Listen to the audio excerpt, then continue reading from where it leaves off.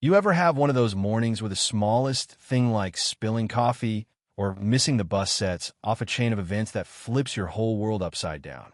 Yeah, that happened to me. And I swear, I never thought a misspelled name on a coffee cup would lead to the kind of love story people write songs about. You know what I mean?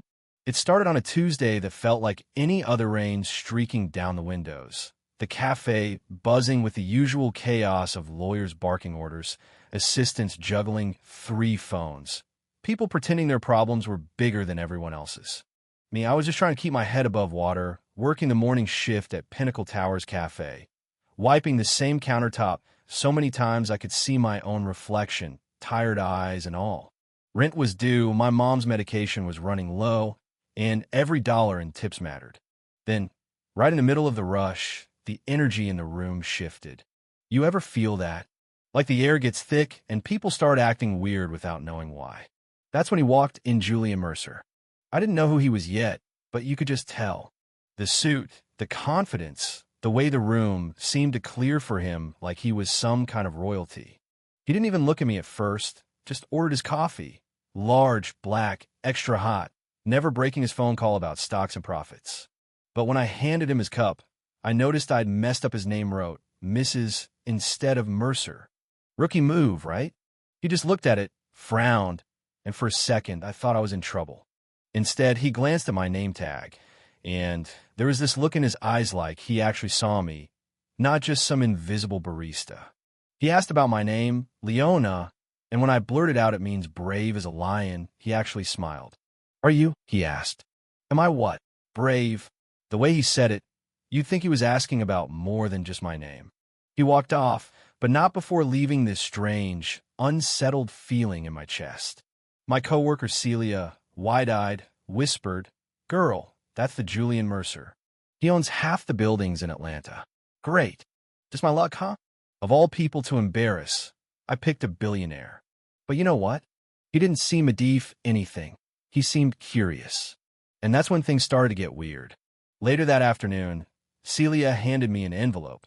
Inside was a $50 bill and a note in perfect handwriting for the coffee with the creative spelling.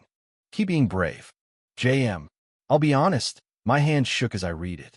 $50 was more than I made in tips all week, but it was his remembering my words that hit me hardest. I didn't know it then, but while I was tucking that note into my apron, Julian Mercer was standing 37 floors above, staring out the window, thinking about a girl who smiled at him like he was just another guy. And for the first time in years, he wondered what it would be like to be seen, not as a billionaire, but as Julian, a man behind the money. Next morning, that same restless energy followed me. I tried to focus on my routine powdered creamer, texting Mom, catching the 7:15 bus, but my mind kept replaying his words. At 9:47 a.m., just like before, the elevator chimed, and there he was, dark suit, intense gaze, walking straight toward my counter. You back for another creatively spelled coffee? I teased, heart thumping in my chest. He smiled, softer this time. Actually, I was hoping you'd get it right today. So I wrote Leona on his cup, real careful, and showed it to him. Perfect penmanship, he said, and I swear it felt like a private joke between us. We talked about nothing, about everything. How long I'd worked there, what I wanted to do nursing school, helping people. He listened, really listened. No judgment, just quiet questions. For someone who owned the whole building, he seemed more interested in my world than his own. That's when things got complicated. He started coming in every day. Sometimes he'd sit in the corner, watching the morning unfold, pretending to work, but really just watching me. We'd steal moments of laugh here, a whispered, "How are you?" there. One day, he asked me out. Not in a flashy way, just, dinner with me? Not because I want something from you. Because I want to know who you are when you're not making coffee. I said no, at first. I don't date customers. He just grinned. Then I'll stop being a customer. It was the most honest thing anyone's ever said to me. After that, how could I say no? We met at this tiny diner on the edge of town, Millie's, he called it. He told me he used to work there, washing dishes as a teenager. My dad thought I needed to learn about real life, he said, his eyes soft with memory. There, over greasy grilled cheese and burnt coffee, he became less billionaire, more human. He talked about failing, starting over, wanting something real. We laughed, told stories, and for the first time, I saw the man behind the legend. You know, sometimes love doesn't hit you all at one seat, sneaks up, like a sunrise you weren't looking for. Ours was like that, but the world wasn't ready for us. People talked. Paparazzi snapped photos. Headlines called me Mercer's charity case. Julian tried to shield me, broke things off to protect me from his world. It broke my heart. I went back to living on autopilot, forcing smiles at the cafe, ignoring the ache that never quite left.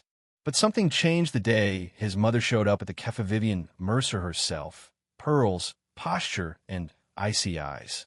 She tried to scare me off with stories about the cost of loving someone like Julian. But instead of running, I stood my ground. Love's supposed to make you braver, I told her, not more afraid. That conversation, awkward, raw, honest, made me realize I didn't want to give up without a fight. The next morning, I marched into Julian's office and told him exactly how I felt. You don't get to decide what I can handle, I said, voice shaking. Love's not about control. It's about trust. I choose you, mess, gossip, all of it. The only thing I need from you is to stand beside me. He broke. All that billionaire confidence melted away. And for the first time, he was just a man in love, terrified of losing me. We promised said no more decisions made out of fear, no more hiding. From that day on, we faced it all together. The whispers faded, and our lives became our own again. 6 months later, I got my acceptance letter to nursing school on my own merit. Every dollar saved, every overtime shift worked. Julian didn't swoop in to fix it, stood by, cheering me on. The night I told him, he pulled out a ring not flashy, just beautiful and simple, and asked if I'd let him be my partner, my equal.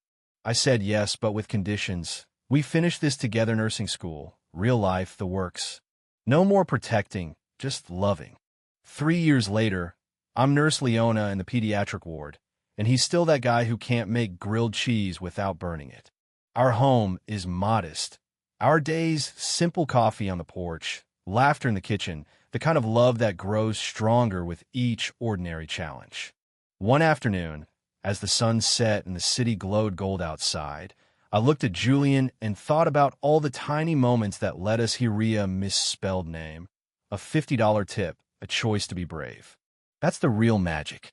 Not fairy tale endings, but real, honest, sometimes messy love, the kind you fight for every day.